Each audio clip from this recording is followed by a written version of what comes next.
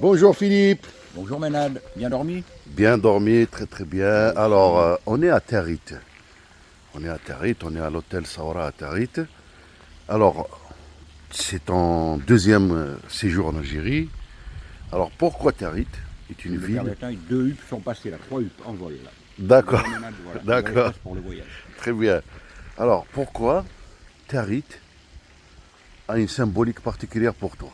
Alors Tarit, c'est le nom de la localité que j'ai attribuée à la première espèce de reptile que j'ai décrite de ma vie en 1995. Donc c'est l'acanthodactyle de Tarit, c'est moi qui ai inventé ce nom-là, Acanthodactylus taritansis.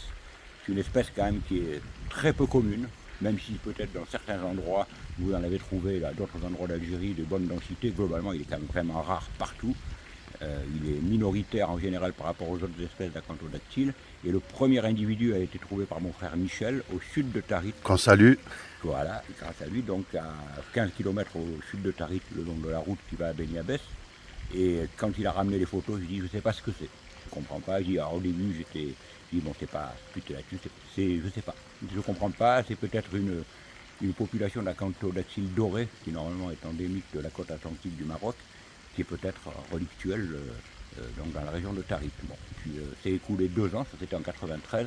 En 95, donc Antoine Foucard, un ami à moi qui est spécialiste dans l'équipe de lutte anti-acridienne, mais qui est avant tout un acridologue, pas vraiment, enfin, c'est en fait un spécialiste mondial des abeilles aptères pour ce qui est des femelles qu'on appelle inutilidées.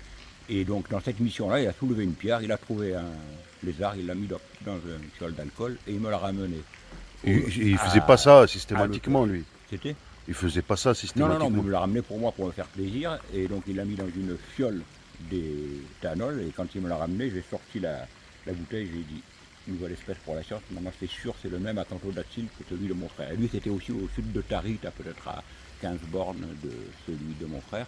Et donc Antoine Foucard m'a amené ça le matin. Le soir, en quittant le boulot, j'avais déjà fait tout l'article. Le lendemain ou le surlendemain, je l'ai envoyé donc au Muséum d'histoire naturelle, au bulletin du Muséum d'histoire naturelle, et ça a été publié dans la foulée. Donc c'est la première espèce que j'ai décrite. Voilà.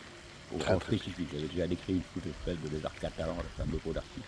Eh ben, est-ce que tu l'as vu vivant, le lézard de Tarit, ou pas Alors le encore? lézard de Tarit, j'en ai vu oui en Mauritanie, enfin, donc en 2017, il a fallu attendre de 95 à 2017, je vous laisse faire, j'ai pas de calculette, donc le nombre d'années qu'il m'a fallu avant de le cocher, comme on dit, les naturalistes ils cochent des espèces quand ils les voient pour la première fois de leur vie, et sauf que ces acanthodactyles, ben, ils sont énormes, ils sont très différents des acanthodactyles de Tarit d'Algérie qui sont petits, et donc, du coup, c'est quand même une autre espèce du même groupe, ça se voit, et la génétique, effectivement, dans le magnifique travail de Karim Tamar et collaborateurs, a montré donc que l'acanthodactyle de Tarit, c'est vraiment une lignée dans le groupe de l'acanthodactyle aureus, qui est très très très divergente déjà de celui d'Algérie.